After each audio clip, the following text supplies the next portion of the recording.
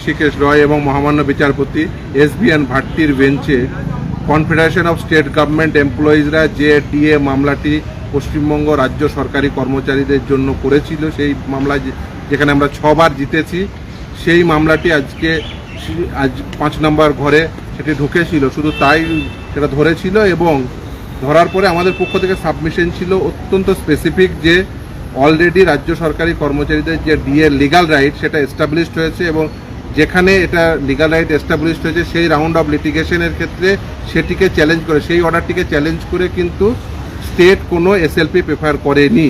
এবং যেহেতু এটা অলরেডি প্রতিষ্ঠিত হয়ে গেছে, তাই আবার নতুন করে অ্যাডজুডিকেশনের জন্য বেশিক্ষণ সময় লাগার কথা নয়। আমরা মাত্র 10 মিনিট করে নেব। আজকে সিনিয়র অ্যাডভোকেট পাটোয়ালিয়া সাহেব, senior advocate Bikash Ranjan Bhattacharya, senior advocate Rauf রহিম প্রত্যেকেই উপস্থিত ছিলেন, আমি নিজে উপস্থিত ছিলাম। ফলে প্রত্যেকের পক্ষ থেকে, আমাদের পক্ষ থেকে একটাই সাবমিশন ছিল যে মামলাটি অতি দ্রুততার সঙ্গে নেওয়া হোক। আজকেই বেশিক্ষণ সময়ও লাগবে না এবং পাটোয়ালিয়া সাহেব স্পেসিফিকলি বলেন যে তার 15 মিনিট সময় লাগবে।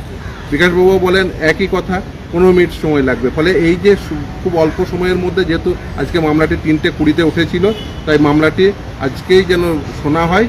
কিন্তু মহামান্য বিচারপতিদ্বয় তারা বলেন এবং স্টেটের পক্ষ থেকে যিনি অ্যাপিয়ার করেছিলেন তিনিও কিন্তু সময় চান, তিনি হিয়ারিংয়ের জন্য, সে মামলাটি হিয়ারিংয়ের সময় লাগবে বলে তিনি সময় চান এবং একটা ডেট দিতে বলেন। আমাদের পক্ষ থেকে খুব স্পেসিফিক কথা ছিল মামলাটি দ্রুততার সঙ্গে শোনা হোক, আজকেই শোনা হোক। তার কারণ আমাদের পক্ষ থেকে বেশিক্ষণ সময় লাগবে না।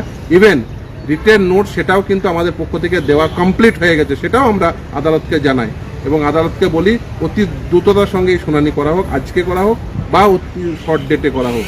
আমরা আশা করছি, যেহেতু আজকে স্টেটের যে তাদের পক্ষ থেকে যে বক্তব্য ছিল যে তারা হিয়ারিংয়ের সময় নেবেন, আজকে মহামান্য বিচারপতিদ্বয় তারা বলেছেন যে হ্যাঁ তাদের সময় দেবেন, কিন্তু আমরা বলেছি অতি দ্রুততার সঙ্গে অত্যন্ত শর্ট ডেটে যেন মামলাটি শুনানি সম্পূর্ণ করে দেন।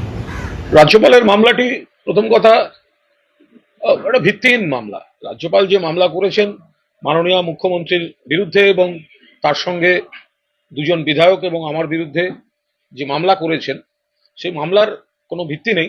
শুনানি ছিল, সেখানে আইনজীবীরা তাদের বক্তব্য রেখেছেন, অর্ডার এখনো রিজার্ভড আছে শুনেছি। আশা করি কলকাতা হাইকোর্ট থেকে অর্ডার যত তাড়াতাড়ি সম্ভব পাওয়া যাবে।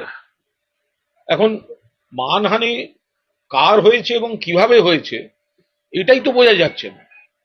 যদি কেউ মামলা করে থাকেন, এই যে মাননীয় রাজ্যপাল মামলা করেছেন, আমি বলছি রাজ্যপালকে যারা এই পরামর্শ দিয়েছেন ভুল পরামর্শ দিয়েছেন, এই মামলাটা ভুল পরামর্শ দিয়েছেন। মহামান্য আদালত কি রায় দিয়েছেন বা কি দেবেন আমি এর উপর দাঁড়িয়ে এক্ষুনি কোনো মন্তব্য করতে চাই না, কিন্তু মানহানির প্রসঙ্গটা এখানে আসে কোত্থেকে? আমিও তো তার কোনো মানহানি করিনি, মাননীয় মুখ্যমন্ত্রীও কোনো মানহানি করেননি।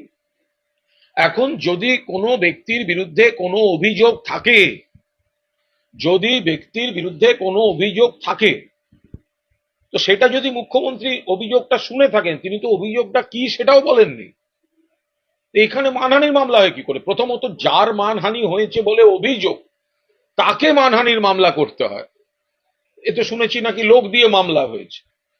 2 নম্বর হচ্ছে মুখ্যমন্ত্রী রাজ্যপাল পদ এবং রাজভবন সম্মান করেন, শ্রদ্ধা করেন, এদেরকে কোনো জায়গায় তিনি অসম্মান করেননি। রাজ্যপাল বরং এখতিয়ারের বাইরে গিয়ে বারবার তিনি একটা অন্য দলের হয়ে বিজেপির কণ্ঠ হয়ে উঠছিলেন। কিছু অভিযোগ এসছে, 2টো অভিযোগ এসছে রাজ্যপালের কাছে, রাজ্যপালের বিরুদ্ধে। তো মুখ্যমন্ত্রীর কাছে অভিযোগ এসছে, অভিযোগগুলো কি সেটাও তো বলেননি। আমার এগেনস্টও একই বক্তব্য, কিন্তু কি অভিযোগ তা তো বলেননি।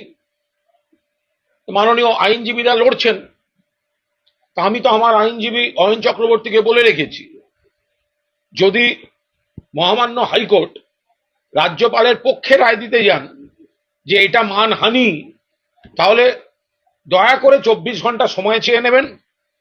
তা আমি তো এখনো বলিনি, তাতে যদি মানহানির মামলা হয় 24 ঘন্টা সময় চেয়ে নেবেন, পরের দিন যেন ডেটে শুনানি থাকে। ওই 24 ঘন্টার মধ্যে আমি যেটা বলিনি সেটা আমি বলে দেবো। না বলে আমি মামলা খাবো কেন? আমি তো বলে মামলা খাবো।